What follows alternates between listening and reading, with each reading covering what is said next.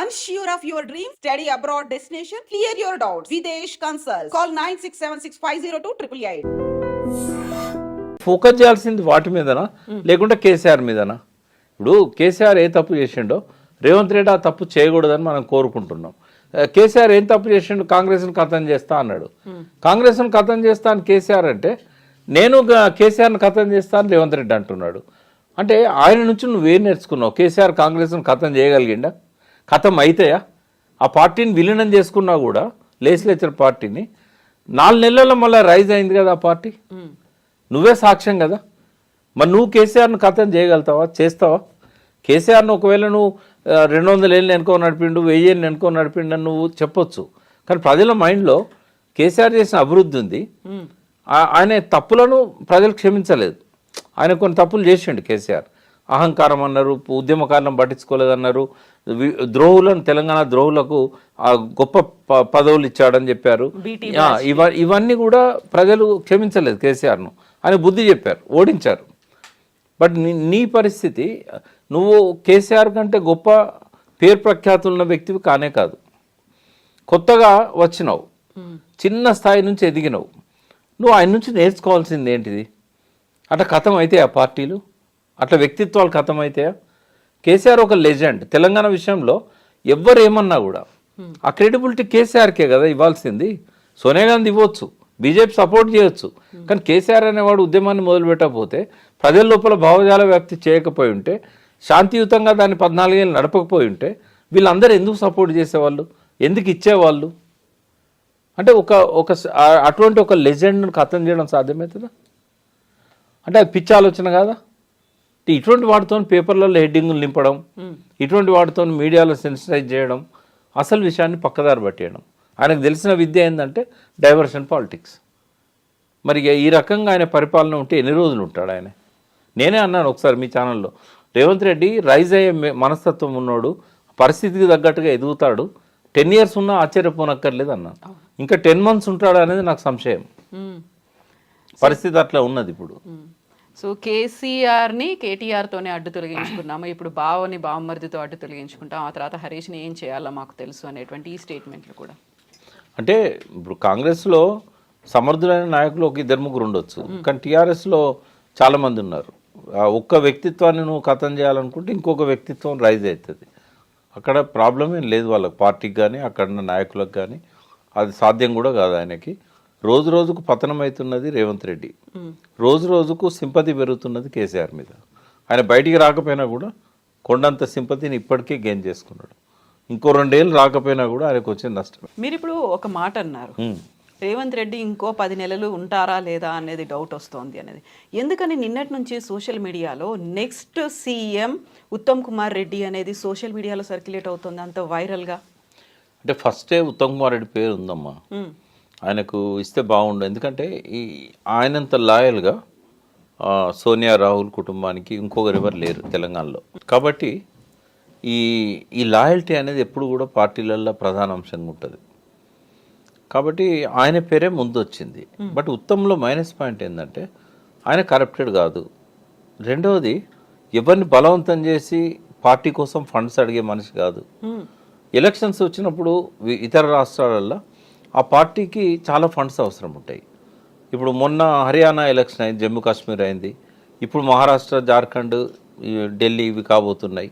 అయితే ఈ ఎలక్షన్స్లలో ఫండింగ్ అనేది చాలా చాలా ఇంపార్టెంట్. అది రేవంత్ రెడ్డి చేయగలుగుతాడు. కాబట్టి ఈ ఎలక్షన్స్ అయ్యేదాకా ఆ రేవంత్ రెడ్డిని ఆ రకంగా ఉపయోగించుకొని, ఈయన కాంగ్రెస్ పార్టీకి ఈయన పాలనా విధానం కావచ్చు, ఈయన ఆలోచన ధోరణి కావచ్చు, రోజు రోజుకు నష్టం చేస్తున్నది అనేది వాళ్ళకున్న రిపోర్టు. ఎవ్రీడే రిపోర్ట్స్ పోతుంటాయి. వాళ్ళకు ఉండే నెట్వర్క్ వాళ్ళకు ఉంటుంది, ఇండిపెండెంట్ నెట్వర్క్ ఉంటుంది. అసమ్మతివాదులు కూడా రిపోర్ట్స్ పంపిస్తూ ఉంటారు. రెండింటిని బేరేజ్ వేసుకొని చూసినప్పుడు ఏంటంటే, రాబోయే రోజుల్లో మున్సిపల్ ఎన్నికలున్నాయి, లోకల్ బాడీస్ ఎన్నికలున్నాయి. పార్టీ కింద నుంచి మనం పటిష్టం చేయాలి. బట్ ఈయన చేస్తున్న పద్ధతి చూస్తే డైల్యూట్ అవుతున్నది. హైదరాబాద్లో అసలే పార్టీ బలహీనంగా ఉంది. ఇక్కడ ఎమ్మెల్యే సీట్ ఒక్కడు కూడా రాలేదు వాళ్ళకి. అవుట్స్కట్స్లో ఒక మల్లెడ్డి రంగారెడ్డి తప్ప, అది కూడా ఆయన వ్యక్తిగత ఇమేజ్తో 3 సార్లు ఓడిపోయిండు, 2 సార్లు. ఆయనకున్న లాస్ట్ టైం కూడా కేవలం 200-300 ఓట్లతో పోయిండు. ఆ సింపతితో మల్లెడ్డి రంగారెడ్డి గెలిపించారు. పార్టీ మీద సింపతి కాదు అది. కాంగ్రెస్ పార్టీ నామరూపాలు లేకుండా పోయింది సిటీలో. కార్పొరేటర్స్ కూడా ఎక్కువ 1 or 2 తప్ప గెలవలేని పరిస్థితి, ఒక్కడే గెలిచినట్టున్నాడు. అయితే ఇట్లాంటి సిచ్యువేషన్ అప్పుడు ఆ గెలిచిన అతను కూడా మళ్ళీ బీఆర్ఎస్లోకి వచ్చాడు. సో నెక్స్ట్ ఎలక్షన్స్లలో ఆ పార్టీని బలోపేతం చేయాలంటే ఎక్స్ట్రా ఎఫర్ట్స్ పెట్టాలి. పోనీ పార్టీ ఎక్కువ మంది కూడా ఎమ్మెల్యేలు అందులో కలిసిన వాళ్ళు కాదు. ఇప్పుడు ఎక్కువ మంది బీఆర్ఎస్ ఎమ్మెల్యేలు గెలిచిన వాళ్ళంతా బీఆర్ఎస్లోనే ఉన్నారు. ఒక ప్రకాష్ గౌడ్, గాంధీ ఇట్లాంటి ఒక 2-3 పోయి ఉండొచ్చు, కానీ ఎక్కువ మంది ఇక్కడ ఉన్న వాళ్ళందరూ కూడా బీఆర్ఎస్తోనే ఉన్నారు. ఈ సిచ్యువేషన్లో హైదరాబాద్ మేయర్ టార్గెట్ చేసినప్పుడు ఎట్లా వస్తుంది మేయర్? కార్పొరేటర్స్ ఎట్లా గెలుస్తారు? అంటే ఇదంతా చూసినప్పుడు ఏంటంటే పార్టీకి కొంచెం ఆలోచనలు మొదలైనవి. రెండవది రూరల్లో కూడా పర్ఫార్మెన్స్ బాగాలేదు. ఎందుకంటే పథకాలు ఇవ్వలేకపోవడం. ఇప్పుడు రైతులను ఎక్కువ ఉన్నది రూరల్లో రైతులే. 62 లక్షల కుటుంబాలు అంటే ఏంది? నువ్వు రైతు బంధు చేయకపోతే వాళ్ళు ఓట్లు వేస్తారా? అంత కేసీఆర్ బెటర్, 5,000 ఇచ్చినా కూడా టైంకి ఇచ్చిండు అని అంటారు కదా. ఆయన బాధలేందో ఆయన పడ్డాడు. మళ్ళీ పోనీ అప్పులు చేయకుంటే ఏమైనా ఉన్నాడా? ఇప్పటికి 80,000 కోట్లు అప్పు అయింది. కేసీఆర్ని అప్పుల పాలు చేసిండు, అప్పుల కుప్ప చేసిండు అని తిట్టాడు. ఇదే రేషియోలో ఆయన అప్పులు చేసుకుంటూ పోతే ఆయన 6 లక్షల కోట్లు చేస్తే 10 లక్షల కోట్లు చేయాల్సి వస్తుంది. ఆయన ఏమో అప్పులు చేసి ఆయన డెవలప్మెంట్ యాక్టివిటీస్ మీద పెట్టాడు. ఈయన అప్పులు చేసి పథకాలకు డబ్బులు ఇస్తున్నాడు. అంటే ఆయన చేసిన దానివల్లనేమో రెవెన్యూ పెరిగింది. 50,000 కోట్ల రాబడి నుంచి 1,50,000 కోట్లకు పోయింది రాష్ట్ర బడ్జెట్. ఈయన చేసిన దానివల్ల రెవెన్యూ తగ్గింది. ఈ వడ్డీలకు వాటికే ఈ పథకాలకే సరిపోతూ ఉన్నాయి. అంటే ఒక అనుభవం లేదు, ఒక విధానం లేదు, ఒక థింక్ ట్యాంక్ లేదు, ఉన్నదో లేదో మనకు తెలియదు. బట్ ఎవరైతే ఏం అడ్వైజ్ ఇస్తున్నాడు కనబడతలేదు. పోనీ అధిష్టానం ఏమన్నా ఆయన ఒప్పించేమన్నా మంచి నిర్ణయాలు తీసుకుంటామా? వాళ్ళ అనుభవజ్ఞులు. ఇప్పుడు సెంటర్లో ఉన్న కాంగ్రెస్ పార్టీ అనేది 100 ఏళ్ళ పైన చరిత్ర ఉన్నది. అలా చాలామంది జయరాం రమేష్ లాంటి వాళ్ళు, ఇట్లాంటి మేధావులు చాలామంది ఉన్నారు. మరి వాళ్ళన్నా గైడ్ చేయాలి నన్ను. ఇంకోటి ఇండిపెండెంట్ సీఎం కానే కాదు, ఏ డిసిషన్ తీసుకోవాలన్నా కూడా ఇప్పటివరకు కనీసం కార్పొరేషన్ చైర్మన్లను పెట్టే ఈ అధికారం లేదు ఈయనకు. ఇప్పుడు 10 నెలలు అయినా కూడా క్యాబినెట్ ఎక్స్పాన్షన్ చేయలేదు. అసలే మంత్రివర్గంలో తక్కువ మంది ఉంటారు తెలంగాణలో. ఉన్నదే మొత్తం సీఎంతో కలిపి 18 మంది. అందులో 6 వేకెన్సీలు పెట్టాడు. అంటే దాని అర్థం ఏంటంటే is not an independent CM. He cannot take his own decisions. మరి ఇట్లా ఉన్నప్పుడు ఎట్లా ప్రజలకు నమ్మకం వస్తుంది? పార్టీ ఎట్లా బలోపేతం అవుతుంది? మరో పక్కన 2-3 వర్గాలు కొట్టొచ్చినట్టు కనబడుతున్నాయి ఆ పార్టీలో. వాళ్ళు ఎప్పుడు ఎటు జంప్ అవుతారో తెలియదు. ఈయనకు ఉన్న మెజార్టీ ఎంత? 5 సీట్లు. ఏది ఏమైనా జరగవచ్చు కదా. ఇప్పుడు సరికొత్తగా సోషల్ మీడియాలో సర్క్యులేట్ అవుతోంది, మీడియాలో కూడా వస్తున్నటువంటి వార్త, కాంగ్రెస్కి చెందినటువంటి 5 ఎమ్మెల్యేలు కేసీఆర్తో టచ్లోకి వెళ్ళారు. బట్ కేసీఆరే అంత ఇంట్రెస్ట్ చూపించలేదు వాళ్ళని చేర్చుకోవడానికి. మరి కాస్త వెయిట్ చేసి చూద్దాము, మనమే మన పార్టీని, కార్యకర్తల్ని పెంచుకుందాము, విస్తృతపరచుకుందాము. జరగవచ్చు, ఏదైనా జరగవచ్చు. ఎందుకంటే 5-10 మంది ఎమ్మెల్యేలను కొనుగోలు చేయడం అనేది వాళ్ళకి పెద్ద కష్టమని నేను అనుకోవట్లేదు. అంటే కేసీఆర్తో టచ్లో ఉన్న వాళ్ళు జనరల్గా ఫైనాన్షియల్గా ఇబ్బందుల్లో ఉండి మాకు కొన్ని డబ్బులు ఇస్తే మేము వస్తాము, గెలిచినాక మీ అధికారంలోకి వచ్చినాక మీరు మాకు మంత్రి పదవులు ఇవ్వండి. 2 ఉంటాయి. ఒకటి మంత్రి పదవుల కోసం ఆశపడే వాళ్ళు ఉంటారు, రెండవది అప్పులు చెల్లించడం కోసం. మొన్నటి ఎక్స్పెన్సివ్ ఎలక్షన్, చాలామంది దాదాపు ఇప్పుడున్న ప్రతి ఎమ్మెల్యేకి అప్పులు ఉన్నాయి. ఎవరు వాళ్ళ సొంతంగా ఉన్న ఆస్తులను అమ్మి పెట్టిన వాళ్ళు కూడా ఉన్నారు. బట్ అప్పులు మాత్రం ప్రతి ఎమ్మెల్యేకి ఉన్నాయి. ఓడిపోయిన అతనికి ఉన్నాయి, గెలిచిన అతనికి ఉన్నాయి. ఇక్కడ కాంగ్రెస్లో ఇప్పుడు మా అంటే ఇంకొక 6 మంత్రి పదవులు ఇస్తారు. ఈ టర్మ్ అంతా కూడా ఎవరికైతే మాకు మంత్రి పదవి రాదనుకుంటారో జంప్ చేస్తే మాకు మంత్రి పదవి వస్తుందని ఒక ఆశ ఉంటుంది. వాళ్ళు కూడా అట్లా చెప్పొచ్చు. ఇప్పుడు బీఆర్ఎస్ ఉన్న ఎమ్మెల్యేలు కాకుండా ఇంకొక 5-6 కొనడం అనేది, డబ్బులు ఇవ్వడం అనేది వాళ్ళకి పెద్ద కష్టమని నేను అనుకోవట్లేదు. ఏదో పద్ధతిలో వాళ్ళను లాక్కుంటారు. బట్ ఇక్కడ అధికారంలోకి రావాలంటే కాంగ్రెస్ వర్టికల్గా స్ప్లిట్ కావాలి. కాంగ్రెస్ను స్ప్లిట్ చేయకుండా బీఆర్ఎస్ కానీ, బీజేపీ కానీ, లేదా కాంగ్రెస్లో ఉన్న ఏదైతే గ్రూప్ ఉంటుందో ఈ వీళ్ళందరినీ కలుపుకోకుండా అధికారంలోకి రాలేదు. ఇప్పుడు కాంగ్రెస్లో ఎవరైనా కూప్ చేయాలన్నా కూడా కేసీఆర్ సపోర్ట్ అవసరం. ఇది చేయగలిగే సత్తా బీజేపీకి ఉంది. బీజేపీ కనుక పొంగులేటిని ఇప్పుడు ఎట్లయితే కంట్రోల్లో పెట్టుకున్నారో, రేపు ఆయన ద్వారా 10 మంది ఎమ్మెల్యేలను బీఆర్ఎస్తో మాట్లాడి బీఆర్ఎస్లో ఉన్న 28-29 మంది ఎమ్మెల్యేలను మజ్లిస్ను సైలెంట్గా ఉంచే అవకాశం, శక్తి కూడా అమిత్ షాకు ఉంది. వాళ్ళు ఆబ్సెంట్ అవుతారు. 119లో 7 ఆబ్సెంట్ అవుతారు, 112 ఉంటారు. 112 మ్యాజిక్ ఫిగర్ అయింది 56, 57. 57 మంది ఎమ్మెల్యేలను కూడగట్టడం బీజేపీ కష్టమని నేను అనుకోవట్లేదు. కాబట్టి ఏదైనా జరగవచ్చు. ఒకవేళ కాంగ్రెస్ ఇంటాక్ట్గా ఉన్నా కూడా రేవంత్ రెడ్డిని తప్పించి ఇంకొక వ్యక్తిని కూడా సీఎం చేసే అవకాశం ఉంటుంది. కాబట్టి అస్థిరత ఉంది, రాజకీయ అస్థిరత తెలంగాణలో ఉంది.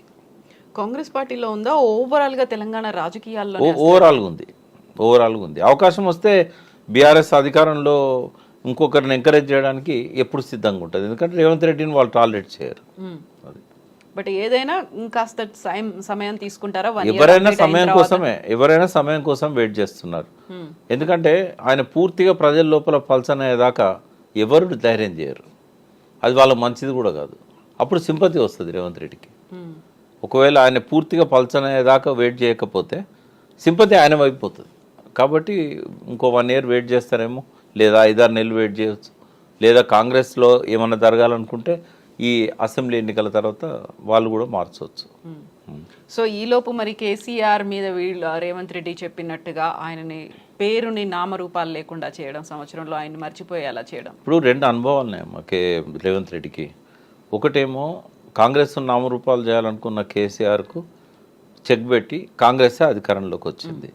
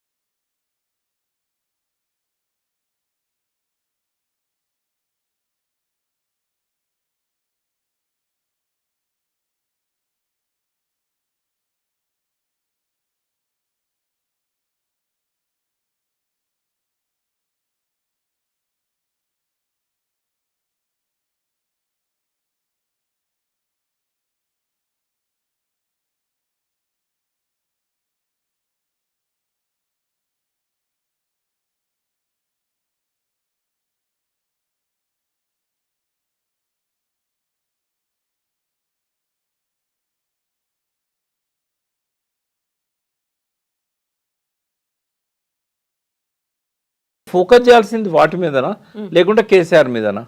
ఇప్పుడు కేసీఆర్ ఏ తప్పు చేసిండో రేవంత్ రెడ్డి ఆ తప్పు చేయకూడదని మనం కోరుకుంటున్నాం. కేసీఆర్ ఏం తప్పు చేసిండు? కాంగ్రెస్ను ఖతం చేస్తా అన్నాడు. కాంగ్రెస్ను ఖతం చేస్తా అని కేసీఆర్ అంటే నేను కేసీఆర్ను ఖతం చేస్తా అని రేవంత్ రెడ్డి అంటున్నాడు. అంటే ఆయన నుంచి నువ్వేం నేర్చుకున్నావు? కేసీఆర్ కాంగ్రెస్ను ఖతం చేయగలిగిండా? ఖతం అయితాయా? ఆ పార్టీని విలీనం చేసుకున్నా కూడా లెజిస్లేచర్ పార్టీని 4 నెలల్లో మళ్ళీ రైజ్ అయింది కదా ఆ పార్టీ. నువ్వే సాక్ష్యం కదా. మరి నువ్వు కేసీఆర్ను ఖతం చేయగలుగుతావా? చేస్తావా? కేసీఆర్ను ఒకవేళ నువ్వు 200 ఏళ్ళు వెనుకో నడిపిండు, 1000 ఏళ్ళు వెనుకో నడిపిండు అని నువ్వు చెప్పొచ్చు. కానీ ప్రజల మైండ్లో కేసీఆర్ చేసిన అభివృద్ధి ఉంది. ఆయన తప్పులను ప్రజలు క్షమించలేదు. ఆయన కొన్ని తప్పులు చేసిండు కేసీఆర్. అహంకారం అన్నారు, ఉద్యమకారులను పట్టించుకోలేదన్నారు, ద్రోహులను తెలంగాణ ద్రోహులకు గొప్ప పదవులు ఇచ్చాడని చెప్పారు. ఇవన్నీ కూడా ప్రజలు క్షమించలేదు కేసీఆర్ను. ఆయన బుద్ధి చెప్పారు, ఓడించారు. బట్ నీ పరిస్థితి, నువ్వు కేసీఆర్ కంటే గొప్ప పేరు ప్రఖ్యాతులున్న వ్యక్తివి కానే కాదు. కొత్తగా వచ్చినావు, చిన్న స్థాయి నుంచి ఎదిగినావు. నువ్వు ఆయన నుంచి నేర్చుకోవాల్సింది ఏంటిది? అట్లా కథం అయితే ఆ పార్టీలు, అట్లా వ్యక్తిత్వాలు కథం అయితాయా? కేసీఆర్ ఒక లెజెండ్. తెలంగాణ విషయంలో ఎవ్వరు ఏమన్నా కూడా ఆ క్రెడిబిలిటీ కేసీఆర్కే కదా ఇవ్వాల్సింది. సోనియా గాంధీ ఇవ్వచ్చు, బీజేపీ సపోర్ట్ చేయొచ్చు. కానీ కేసీఆర్ అనేవాడు ఉద్యమాన్ని మొదలుపెట్టకపోతే, ప్రజల లోపల భావజాల వ్యాప్తి చేయకపోయి ఉంటే, శాంతియుతంగా దాన్ని 14 ఏళ్ళు నడపకపోయి ఉంటే వీళ్ళందరూ ఎందుకు సపోర్ట్ చేసేవాళ్ళు? ఎందుకు ఇచ్చేవాళ్ళు? అంటే అటువంటి ఒక లెజెండ్ను ఖతం చేయడం సాధ్యమవుతుందా? అంటే అది పిచ్చి ఆలోచన కాదా? ఇటువంటి వాటితో పేపర్లలో హెడ్డింగులు నింపడం, ఇటువంటి వాటితో మీడియాలో సెన్సిటైజ్ చేయడం, అసలు విషయాన్ని పక్కదారి పట్టేయడం. ఆయనకు తెలిసిన విద్య ఏంటంటే డైవర్షన్ పాలిటిక్స్. మరి ఈ రకంగా ఆయన పరిపాలన ఉంటే ఎన్ని రోజులు ఉంటాడు ఆయన? నేనే అన్నాను ఒకసారి మీ ఛానల్లో, రేవంత్ రెడ్డి రైజ్ అయ్యే మనస్తత్వం ఉన్నాడు, పరిస్థితికి తగ్గట్టుగా ఎదుగుతాడు, 10 years ఉన్నా ఆశ్చర్యపోనక్కర్లేదు అన్నాను. ఇంకా 10 months ఉంటాడు అనేది నాకు సంశయం. పరిస్థితి అట్లా ఉన్నది ఇప్పుడు. సో కేసీఆర్ని కేటీఆర్తోనే అడ్డు తొలగించుకున్నాము, ఇప్పుడు బావని బావమరిదితో అడ్డు తొలగించుకుంటాం, ఆ తర్వాత హరీష్ని ఏం చేయాలో మాకు తెలుసు అనేటువంటి ఈ స్టేట్మెంట్లు కూడా. అంటే ఇప్పుడు కాంగ్రెస్లో సమర్థులైన నాయకులు 1-2 ఉండొచ్చు, కానీ టీఆర్ఎస్లో చాలామంది ఉన్నారు. ఒక్క వ్యక్తిత్వాన్ని నువ్వు ఖతం చేయాలనుకుంటే ఇంకొక వ్యక్తిత్వం రైజ్ అవుతుంది. అక్కడ ప్రాబ్లం ఏం లేదు వాళ్ళకి, పార్టీకి కానీ అక్కడ ఉన్న నాయకులకు కానీ. అది సాధ్యం కూడా కాదు ఆయనకి. రోజు రోజుకు పతనం అవుతున్నది రేవంత్ రెడ్డి, రోజు రోజుకు సింపతి పెరుగుతున్నది కేసీఆర్ మీద. ఆయన బయటికి రాకపోయినా కూడా కొండంత సింపతిని ఇప్పటికే గెయిన్ చేసుకున్నాడు. ఇంకో 2 ఏళ్ళు రాకపోయినా కూడా ఆయనకు వచ్చిన నష్టమే. మీరు ఇప్పుడు ఒక మాట అన్నారు, రేవంత్ రెడ్డి ఇంకో 10 నెలలు ఉంటారా లేదా అనేది డౌట్ వస్తోంది అనేది. ఎందుకని నిన్నటి నుంచి సోషల్ మీడియాలో నెక్స్ట్ సీఎం ఉత్తమ్ కుమార్ రెడ్డి అనేది సోషల్ మీడియాలో సర్క్యులేట్ అవుతుంది అంత వైరల్గా? అంటే ఫస్టే ఉత్తమ్ కుమార్ రెడ్డి పేరు ఉందమ్మా, ఆయనకు ఇస్తే బాగుండు. ఎందుకంటే ఆయనంత లాయల్గా సోనియా రాహుల్ కుటుంబానికి ఇంకొకరు ఎవరు లేరు తెలంగాణలో. కాబట్టి ఈ లాయల్టీ అనేది ఎప్పుడు కూడా పార్టీలలో ప్రధాన అంశంగా ఉంటుంది. కాబట్టి ఆయన పేరే ముందు వచ్చింది. బట్ ఉత్తమ్లో మైనస్ పాయింట్ ఏంటంటే ఆయన కరప్టెడ్ కాదు. రెండవది, ఎవరిని బలవంతం చేసి పార్టీ కోసం ఫండ్స్ అడిగే మనిషి కాదు. ఎలక్షన్స్ వచ్చినప్పుడు ఇతర రాష్ట్రాలలో ఆ పార్టీకి చాలా ఫండ్స్ అవసరం ఉంటాయి. ఇప్పుడు మొన్న హర్యానా ఎలక్షన్ అయింది, జమ్మూ కాశ్మీర్ అయింది, ఇప్పుడు మహారాష్ట్ర, జార్ఖండ్, ఢిల్లీ ఇవి కాబోతున్నాయి. అయితే ఈ ఎలక్షన్స్లలో ఫండింగ్ అనేది చాలా చాలా ఇంపార్టెంట్. అది రేవంత్ రెడ్డి చేయగలుగుతాడు. కాబట్టి ఈ ఎలక్షన్స్ అయ్యేదాకా ఆ రేవంత్ రెడ్డిని ఆ రకంగా ఉపయోగించుకొని, ఈయన కాంగ్రెస్ పార్టీకి ఈయన పాలనా విధానం కావచ్చు, ఈయన ఆలోచన ధోరణి కావచ్చు, రోజు రోజుకు నష్టం చేస్తున్నది అనేది వాళ్ళకున్న రిపోర్టు. ఎవ్రీడే రిపోర్ట్స్ పోతుంటాయి. వాళ్ళకు ఉండే నెట్వర్క్ వాళ్ళకు ఉంటుంది, ఇండిపెండెంట్ నెట్వర్క్ ఉంటుంది. అసమ్మతివాదులు కూడా రిపోర్ట్స్ పంపిస్తూ ఉంటారు. రెండింటిని బేరేజ్ వేసుకొని చూసినప్పుడు ఏంటంటే, రాబోయే రోజుల్లో మున్సిపల్ ఎన్నికలున్నాయి, లోకల్ బాడీస్ ఎన్నికలున్నాయి, పార్టీ కింద నుంచి మనం పటిష్టం చేయాలి. బట్ ఈయన చేస్తున్న పద్ధతి చూస్తే డైల్యూట్ అవుతున్నది. హైదరాబాద్లో అసలే పార్టీ బలహీనంగా ఉంది. ఇక్కడ ఎమ్మెల్యే సీట్ ఒక్కడు కూడా రాలేదు వాళ్ళకి. అవుట్స్కట్స్లో ఒక మల్లెడ్డి రంగారెడ్డి తప్ప, అది కూడా ఆయన వ్యక్తిగత ఇమేజ్తో 3 సార్లు ఓడిపోయిండు, 2 సార్లు. ఆయనకున్న లాస్ట్ టైం కూడా కేవలం 200-300 ఓట్లతో పోయిండు. ఆ సింపతితో మల్లెడ్డి రంగారెడ్డి గెలిపించారు. పార్టీ మీద సింపతి కాదు అది. కాంగ్రెస్ పార్టీ నామరూపాలు లేకుండా పోయింది సిటీలో. కార్పొరేటర్స్ కూడా ఎక్కువ 1 or 2 తప్ప గెలవలేని పరిస్థితి. ఒక్కడే గెలిచినట్టున్నాడు. అయితే ఇట్లాంటి సిచ్యువేషన్ అప్పుడు ఆ గెలిచిన అతను కూడా మళ్ళీ బీఆర్ఎస్లోకి వచ్చాడు. సో నెక్స్ట్ ఎలక్షన్స్లలో ఆ పార్టీని బలోపేతం చేయాలంటే ఎక్స్ట్రా ఎఫర్ట్స్ పెట్టాలి. పోనీ పార్టీ ఎక్కువ మంది కూడా ఎమ్మెల్యేలు అందులో కలిసిన వాళ్ళు కాదు. ఇప్పుడు ఎక్కువ మంది బీఆర్ఎస్ ఎమ్మెల్యేలు గెలిచిన వాళ్ళంతా బీఆర్ఎస్లోనే ఉన్నారు. ఒక ప్రకాష్ గౌడ్, గాంధీ ఇట్లాంటి ఒక 2-3 పోయి ఉండొచ్చు, కానీ ఎక్కువ మంది ఇక్కడ ఉన్న వాళ్ళందరూ కూడా బీఆర్ఎస్తోనే ఉన్నారు. ఈ సిచ్యువేషన్లో హైదరాబాద్ మేయర్ టార్గెట్ చేసినప్పుడు ఎట్లా వస్తుంది మేయర్? కార్పొరేటర్స్ ఎట్లా గెలుస్తారు? అంటే ఇదంతా చూసినప్పుడు ఏంటంటే పార్టీకి కొంచెం ఆలోచనలు మొదలైనవి. రెండవది రూరల్లో కూడా పర్ఫార్మెన్స్ బాగాలేదు. ఎందుకంటే పథకాలు ఇవ్వలేకపోవడం. ఇప్పుడు రైతులను ఎక్కువ ఉన్నది రూరల్లో రైతులే. 62 లక్షల కుటుంబాలు అంటే ఏంది? నువ్వు రైతు బంధు చేయకపోతే వాళ్ళు ఓట్లు వేస్తారా? అంత కేసీఆర్ బెటర్, 5,000 ఇచ్చినా కూడా టైంకి ఇచ్చిండు అని అంటారు కదా. ఆయన బాధలేందో ఆయన పడ్డాడు. మళ్ళీ పోనీ అప్పులు చేయకుంటే ఏమైనా ఉన్నాడా? ఇప్పటికి 80,000 కోట్లు అప్పు అయింది. కేసీఆర్ని అప్పుల పాలు చేసిండు, అప్పుల కుప్ప చేసిండు అని తిట్టాడు. ఇదే రేషియోలో ఆయన అప్పులు చేసుకుంటూ పోతే ఆయన 6 లక్షల కోట్లు చేస్తే 10 లక్షల కోట్లు చేయాల్సి వస్తుంది. ఆయన ఏమో అప్పులు చేసి ఆయన డెవలప్మెంట్ యాక్టివిటీస్ మీద పెట్టాడు. ఈయన అప్పులు చేసి పథకాలకు డబ్బులు ఇస్తున్నాడు. అంటే ఆయన చేసిన దానివల్లనేమో రెవెన్యూ పెరిగింది. 50,000 కోట్ల రాబడి నుంచి 1,50,000 కోట్లకు పోయింది రాష్ట్ర బడ్జెట్. ఈయన చేసిన దానివల్ల రెవెన్యూ తగ్గింది. ఈ వడ్డీలకు వాటికే ఈ పథకాలకే సరిపోతూ ఉన్నాయి. అంటే ఒక అనుభవం లేదు, ఒక విధానం లేదు, ఒక థింక్ ట్యాంక్ లేదు, ఉన్నదో లేదో మనకు తెలియదు. బట్ ఎవరైతే ఏం అడ్వైజ్ ఇస్తున్నాడు కనబడతలేదు. పోనీ అధిష్టానం ఏమన్నా ఆయన ఒప్పించేమన్నా మంచి నిర్ణయాలు తీసుకుంటామా? వాళ్ళ అనుభవజ్ఞులు. ఇప్పుడు సెంటర్లో ఉన్న కాంగ్రెస్ పార్టీ అనేది 100 ఏళ్ళకు పైన చరిత్ర ఉన్నది. అలా చాలామంది జయరాం రమేష్ లాంటి వాళ్ళు, ఇట్లాంటి మేధావులు చాలామంది ఉన్నారు. మరి వాళ్ళన్నా గైడ్ చేయాలి ఈయనను. ఇంకోటి ఇండిపెండెంట్ సీఎం కానే కాదు. ఏ డిసిషన్ తీసుకోవాలన్నా కూడా ఇప్పటివరకు కనీసం కార్పొరేషన్ చైర్మన్లను పెట్టే ఈ అధికారం లేదు ఈయనకు. ఇప్పుడు 10 నెలలు అయినా కూడా క్యాబినెట్ ఎక్స్పాన్షన్ చేయలేదు. అసలే మంత్రివర్గంలో తక్కువ మంది ఉంటారు తెలంగాణలో. ఉన్నదే మొత్తం సీఎంతో కలిపి 18 మంది. అందులో 6 వేకెన్సీలు పెట్టాడు. అంటే దాని అర్థం ఏంటంటే is not an independent CM. He cannot take his own decisions. మరి ఇట్లా ఉన్నప్పుడు ఎట్లా ప్రజలకు నమ్మకం వస్తుంది? పార్టీ ఎట్లా బలోపేతం అవుతుంది? మరో పక్కన 2-3 వర్గాలు కొట్టొచ్చినట్టు కనబడుతున్నాయి ఆ పార్టీలో. వాళ్ళు ఎప్పుడు ఎటు జంప్ అవుతారో తెలియదు. ఈయనకు ఉన్న మెజార్టీ ఎంత? 5 సీట్లు. ఏది ఏమైనా జరగవచ్చు కదా. ఇప్పుడు సరికొత్తగా సోషల్ మీడియాలో సర్క్యులేట్ అవుతోంది, మీడియాలో కూడా వస్తున్నటువంటి వార్త, కాంగ్రెస్కి చెందినటువంటి 5 ఎమ్మెల్యేలు కేసీఆర్తో టచ్లోకి వెళ్ళారు. బట్ కేసీఆరే అంత ఇంట్రెస్ట్ చూపించలేదు వాళ్ళని చేర్చుకోవడానికి. మరి కాస్త వెయిట్ చేసి చూద్దాము, మనమే మన పార్టీని, కార్యకర్తల్ని పెంచుకుందాము, విస్తృతపరచుకుందాము. జరగవచ్చు, ఏదైనా జరగవచ్చు. ఎందుకంటే 5-10 మంది ఎమ్మెల్యేలను కొనుగోలు చేయడం అనేది వాళ్ళకి పెద్ద కష్టమని నేను అనుకోవట్లేదు.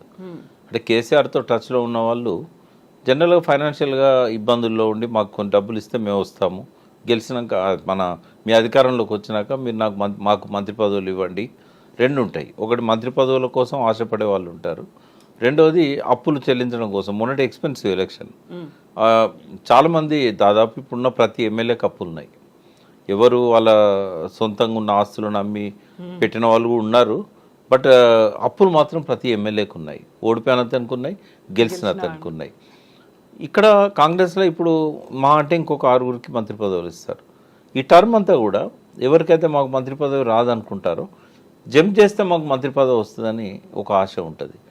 వాళ్ళు కూడా అట్లా చెప్పొచ్చు.